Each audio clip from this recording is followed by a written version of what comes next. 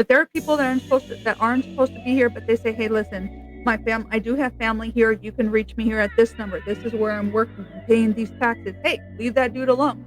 Let's get him a visa. He's working. He's contributing to society. Leave him alone."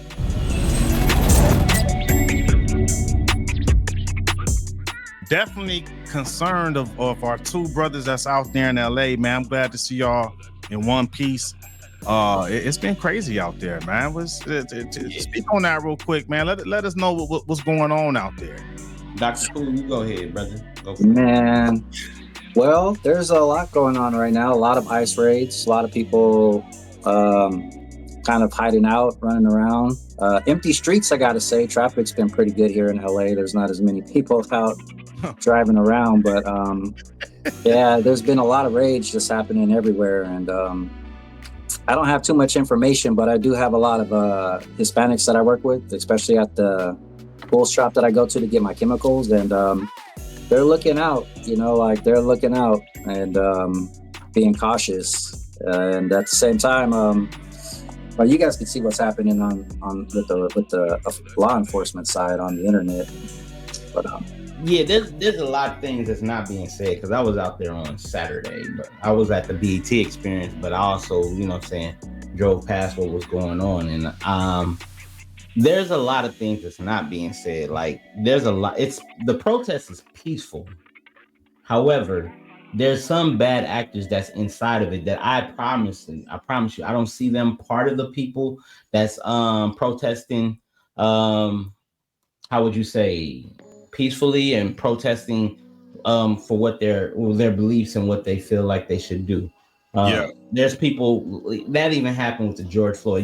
People wasn't in there for the cause; they were there just to cause disruption.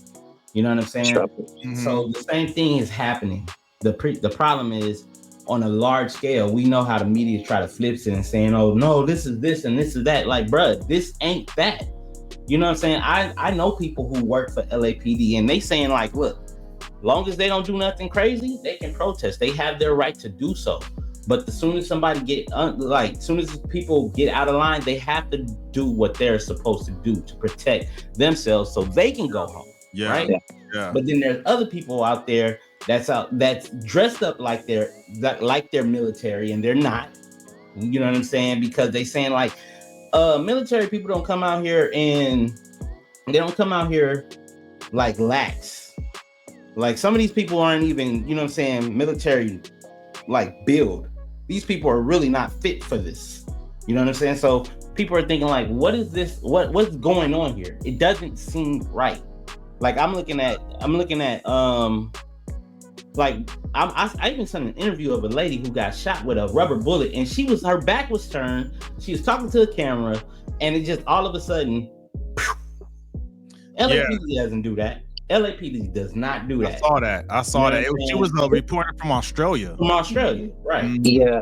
LAPD doesn't do that. They the reason being because some of the people who are on the front line of LAPD, remember, they also got to protect and serve the communities they live in. You know what I'm saying? Some of them are actually LA, live in LA County, and it's disheartening. Yeah. Very disheartening. Can I add something to that? Yeah.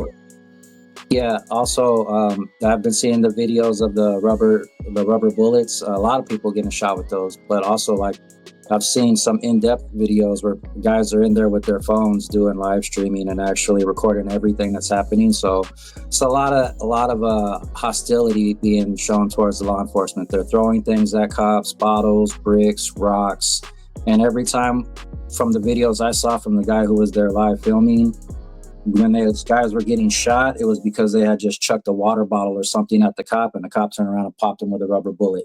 However, I have also seen videos of people starting fires, brush fires. A lot of people have heard the stories of the electric vehicles catching fire. Those are the biggest threats because Waymo issued an order today saying that they're not going to have any of their electric cars in downtown Los Angeles anymore. They're still servicing Los Angeles County, but they will not have any electric cars in downtown Los Angeles. That's crazy. Here and maybe in the future as well. That's I'm all for standing up for the rights of U.S. citizens to peacefully protest. I have nothing against that. I think that the line that I'm drawing is like, hey, when I start seeing cars on fire, and I start seeing stuff like that, and them attacking the ICE for doing what I guess they're supposed to be doing, which is taking out illegal immigrants. We don't know the full scope of everything, so everybody always wants to chomp at the bit and go and try to say, oh, these people are immigrants, or whatever that looks like. If you're in the country illegally, you're here illegally. Like, we can't scream about due process, that you didn't get due process out this way, but you didn't care about due process when you were coming in. But listen, that aside,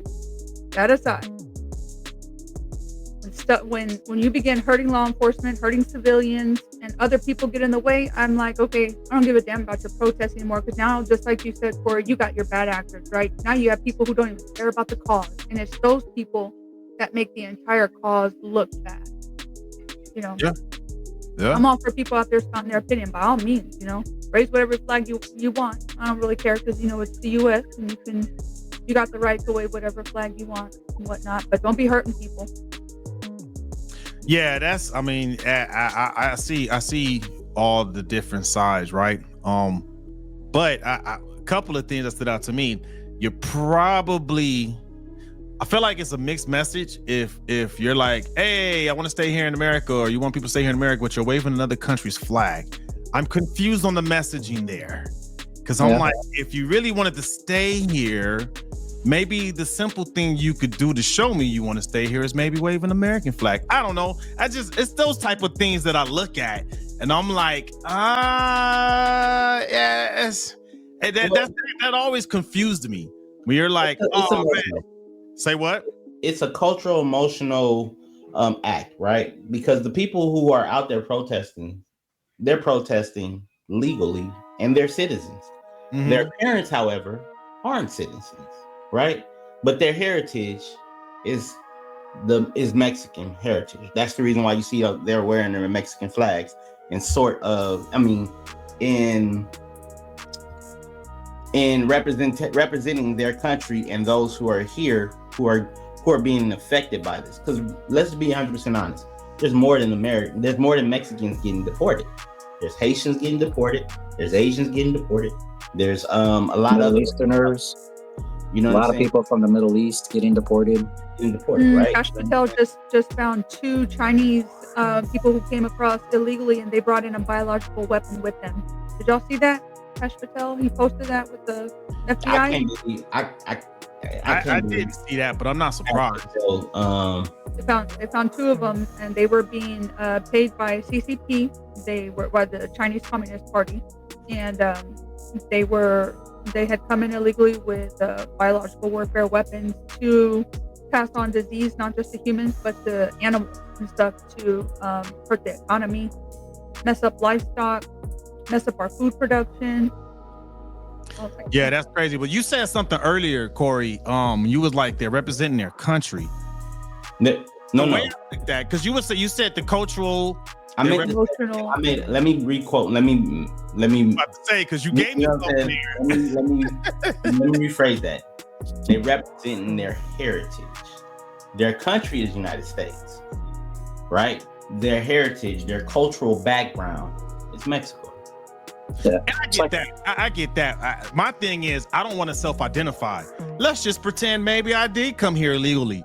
Maybe I don't want to identify myself as someone that's here illegally by waving the country I came here illegally from's flag. Maybe I should blend in and just, wear a bunch of USA type of top just to blend in. You know what I mean? Just to be low key. It's almost like how a lot of these like to snitch on themselves on social media. They commit a crime and then they record it, and then they make it very easy for law enforcement to catch them because they recorded the crime. Don't be hey, I'll probably catch that. I get what you're saying. That probably doesn't help. At least they're not burning the flag. I mean, they could be out there burning the flag, but at least they're not burning it. I understand people come out here wanting to seek asylum, but those are people who I guess should be standing in line, getting lawyers, trying to fight to be here. So that's for everybody. It got nothing to do with Mexicans. That's anybody who is not a United States citizen. If you're really here And I to seek think asylum, that's easy to say if you've never really had to face that type of persecution. You know what I mean? I've never had to face that. Like, yeah, have we had it kind of rough here? You know, being black in America, yes, but I don't know if we've had it that bad. I've never seen federal agents raid a high school graduation before. Yeah, I've never seen that before. If we had it, we never had that. You know what I mean? Yeah, I've never seen that before. Yeah, it's never been like that, and I get that. Even that, I said it in the group chat we had, right? Like all of us here, I'm pretty sure none of us really drive the speed limit. That's also illegal. You know what I mean? But it's like I drive the speed limit, bro. I had an accident when I was young. Not me. You can ask my wife. Sometimes I drive too slow. like, Corey, step on it. No, I hate you guys. Guy who makes the right turn with the right blinker every time. Every time. Good for you, Corey. Good for you. yeah, that's. I don't drive fast. I don't, bro. Even when I was in the car with you that one time, like about 10 and 11 years ago, you know I don't drive fast. I've been in a car accident, my beginning stages, at my fault. And I was at fault. So I learned like never. I don't drive that fast either, but I don't drive as fast as a lot of other people do. But I say that to say everyone breaks the law, man, in some way or fashion. But that doesn't mean that you cannot be treated like a human being and treated humanely. Because I on the one side of the coin for the protesters, I understand the need to protest because they're seeing people in their community, whether they're legal or not, being treated inhumanely. I understand that. On the other side of the coin, I understand the law enforcement side of it. You broke the law, you're here illegally. You got to do what you got to do, right? Because you're following orders. I was in the military. I understand that. But in both ways, right? Maybe if you don't want aggression from law enforcement, maybe you shouldn't throw stuff at them. Just an idea. Yeah. There you go. I'm gonna be honest with you. That's a good idea. Conversation when you DW and being, you 10 and 2. You get them light flash, you 10 and 2. I ain't gonna. I'm good. You know what I'm saying? Check this out. Don't escalate it. People who don't have body armor shouldn't throw stones. DW what? Driving what? DWB. Driving while black.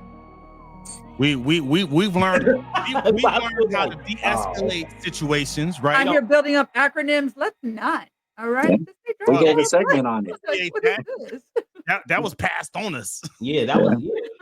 That ain't nothing I made up. That's probably in the Urban Dictionary since the. Oh yeah. But it's no, like one of those unwritten driving violations. Yeah, and even when you know you're right, I don't press the issue. Don't press the issue, man. Don't press the issue. And that's the problem. And I don't even think a real talk, bro.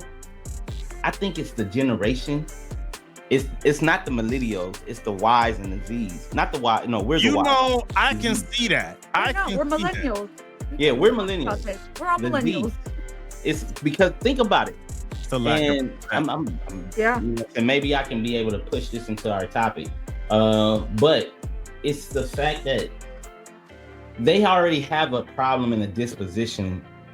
The generation that came after us, and for what reason I don't know. I'm not them, but it seems like they're the ones who always want to push the status quo. They're the ones who want to be outside. They're the ones who that do things and then feel like, oh, this is my right to do it. It's a bit privileged, right? Yeah. And it's like you take that and then you add emotional energy behind it, and then you also take a situation where you feel like things are unfair because you've never seen this type of environment happen to your cultural background. Then, because there's no history on this happening in America except for to Black people, and we learn from our history. Like when we see police out with dogs, homie, we cool. Yeah, because of the fact that we not about to poke the bear. Nah. I don't pay them any attention. If I ever see a law enforcement, my eyes are straight forward. I don't look at them. I don't acknowledge them in any way. I'm just as if they're not even there.